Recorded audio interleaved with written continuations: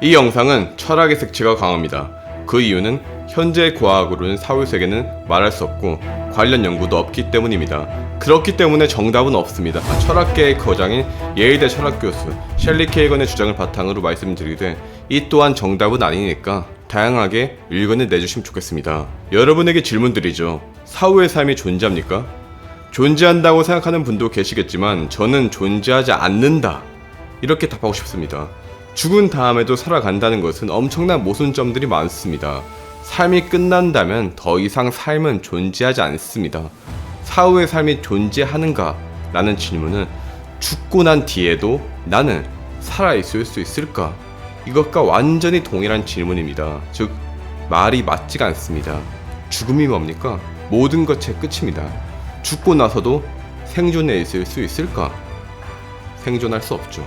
그렇다면 인간의 몸은 죽지만 영혼이 존재하고 그 영혼이 살아서 사후세계로 간다고 그렇게 주장할 수도 있겠죠. 그런데 영혼의 역할이 뭡니까? 영혼을 믿는 자들의 주장을 수용한다면 육체와 영혼은 서로 상호작용하고 영혼은 육체에게 영향을 주고 육체도 영혼에게 영향을 줍니다. 영혼의 존재를 믿는 분들 중 그 누구도 여기에 대해서는 반박하실 분이 없을 겁니다. 그리고 그런 분들은 어떤 사람이 죽어서 그 사람의 육체는 모두 분해되었다. 즉, 죽음이 육체와 영혼의 연결고리를 끊고 살아남은 영혼이 사후 세계로 간다. 이렇게 주장할 수도 있겠죠. 그런데 말이죠.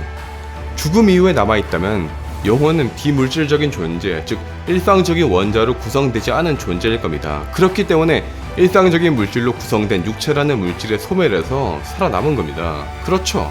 그런데 뭔가 이상합니다. 앞서 말했듯 육체는 영혼에 영향을 주고 영혼은 육체에 영향을 주면서 서로 상호작용을 하고 있습니다. 지금 여러분은 제 영상을 보고 듣고 있습니다.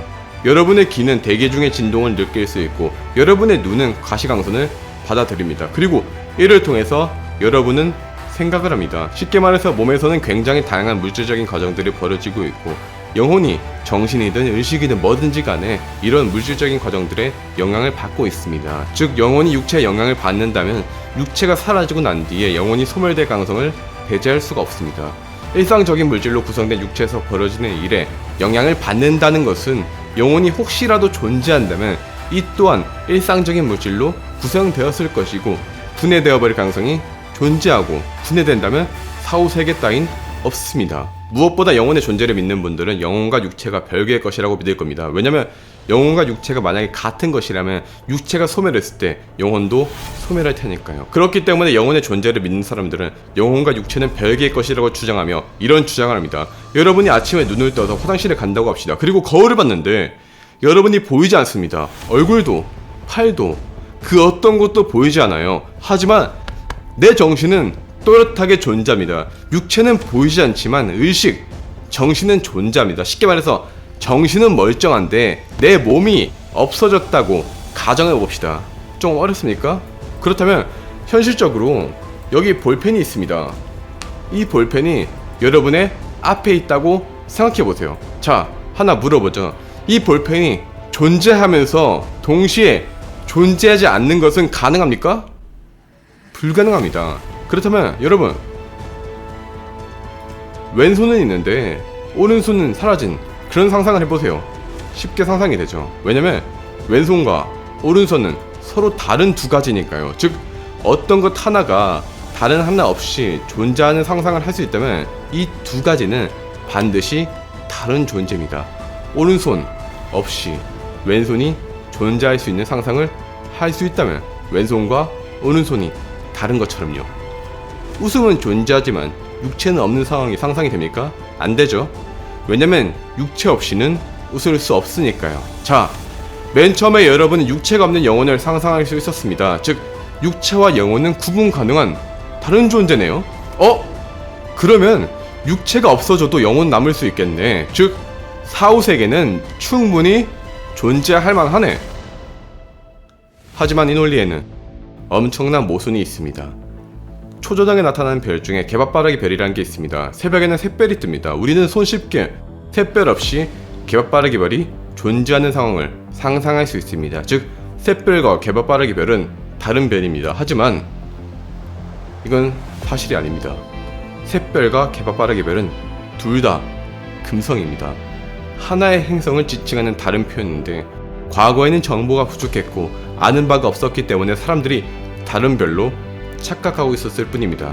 이 사례가 바로 앞선 주작에 대한 반박입니다. 다시 묻죠. 여러분은 사후의 삶이 존재한다고 생각합니까? 죽음은 끝을 의미합니다. 그렇다면 사후의 삶이 존재하냐는 질문은 삶이 끝난 후에도 삶은 존재하냐는 뜻입니다. 답은 간단하죠. 삶이 끝난 이후에도 삶이 남아있는지 묻는 것은 음식을 다 먹고 나서 접시에 음식이 더 남아있냐고 묻는 것과 같습니다. 죽음이란 무엇인가? 지금 여기에는 무선 마우스가 하나 있습니다. 제 마우스가 어느 날 고장나서 더 이상 작동하지 않는다고 합시다. 그러면 그 이후에는 아무것도 없습니다. 죽음은 바로 이런 겁니다. 만약에 사후세계가 있다면 인간부터 고양이, 꽃, 풀, 더 나아가 외계 생명체부터 박테리아들까지 모조리 죽으면 사후세계로 갈 겁니다. 그러면 참 염라대왕님은 바쁘시겠습니다. 미생물부터 인간, 외계 생명체, 모든 생명체들을 판단하고 천국과 지옥을 가르고 천국에 간 사람들에게는 상을 주고 지옥에 간 사람들한테는 이제 벌을 주고 이렇게 하려면 지옥의 공무원들은 과로사로 죽을지도 모르겠네요. 여러분은 어떻게 생각하십니까? 죽음이 존재하고 지옥이 실존한다고 믿으십니까? 이 주제는 아직까지는 과학조차 입증해내지 못했습니다. 그 어떤 것도 속 시원하게 입증된 것은 없습니다. 다양한 주장들이 존재합니다. 그렇게 오늘은 굉장히 철학적으로 접근했죠. 또 이에 대해서 불만인 분들도 계실 겁니다. 실제로 리처드 파이만부터 짐 베거 등등 많은 과학자들은 철학에 대해서 부정적으로 생각하고 말장난에 뿔이 나고 이제 말한 적이 있습니다. 저 역시 굳이 따지자면 그쪽에 가깝습니다. 하지만 저는 과학으로 말할 수 없는 것에는 철학으로 해석할 수밖에 없다고 생각합니다. 아인슈타인은 말했습니다. 과학은 발견하고 철학은 해석한다.